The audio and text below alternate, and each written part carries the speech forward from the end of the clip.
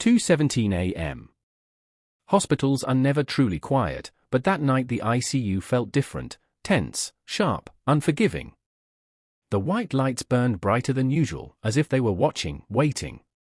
Every sound mattered. Every second weighed heavy. Beep, beep, or beep. The heart monitor echoed down the corridor like a countdown. On bed number 7 lay a man the nation feared and respected in equal measure. Admiral Razakodi. A living legend. A man whose single command could move fleets, shake borders, and change history. A man who had stood unflinching in war rooms while others broke under pressure. Now, tubes filled his chest. A ventilator breathed for him. And his pulse, once unshakable, was slipping away. The doctor standing beside the bed lowered his voice, already defeated. "We're losing him." That sentence landed heavy. At the far end of the ICU stood 4 men in tailored suits, expensive watches, cold expressions, power etched into every movement. These were not family. These were men who controlled outcomes. Men who expected obedience. Their eyes drifted toward the nurse standing closest to the bed. Her name was Arisha. 22 years old. First week on the job. First night shift. Uniform slightly oversized. Hair neatly tied, but not perfectly. Hands steady, but only because she forced them to be. One of the men smirked. This is who they assigned to him. A rookie. Another chuckled under his breath. Look at her. She's terrified. They let this girl near the Admiral. Arisha heard every word. She didn't react. She didn't argue. She looked at the monitor. Heart rate dropping. Oxygen levels unstable. Blood pressure reading didn't match the symptoms. Something was wrong. The doctor reached for his pen, already preparing the paperwork that came after hope. Arisha spoke. Softly, but clearly. "Sir, wait."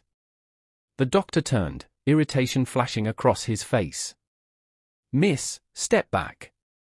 This situation is beyond your role." She swallowed once. Then said it again, stronger. "Sir, his central line is displaced. The readings are false." The room froze. The men in suits exchanged glances, amused. "And now she's diagnosing," one whispered mockingly. The doctor frowned. "You're mistaken." Arisha didn't ask permission. She moved forward. Gloves on. Eyes focused. Hands precise. Not hesitant. Not guessing. Confident, like she had done this 100 times before. One of the men scoffed. "This is a waste of..." Arisha adjusted the catheter. 1 second. 2 seconds. The monitor reacted instantly. The heart rate stabilized. The oxygen level climbed. Beep, beep, or beep. The sound changed. So did the room. The doctor stared at the screen, stunned. "That's impossible." Arisha straightened slowly. "Sir," she said calmly, "he wasn't dying."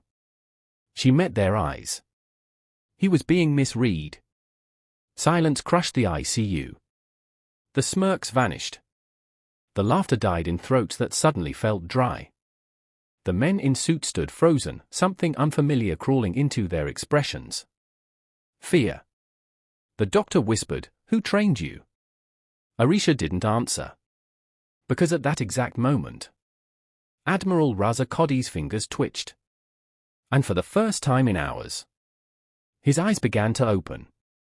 No one in that room knew it yet, but the next 20 minutes would destroy careers, expose cruelty, and flip power completely upside down. And those same men who laughed at a rookie nurse would soon be begging her,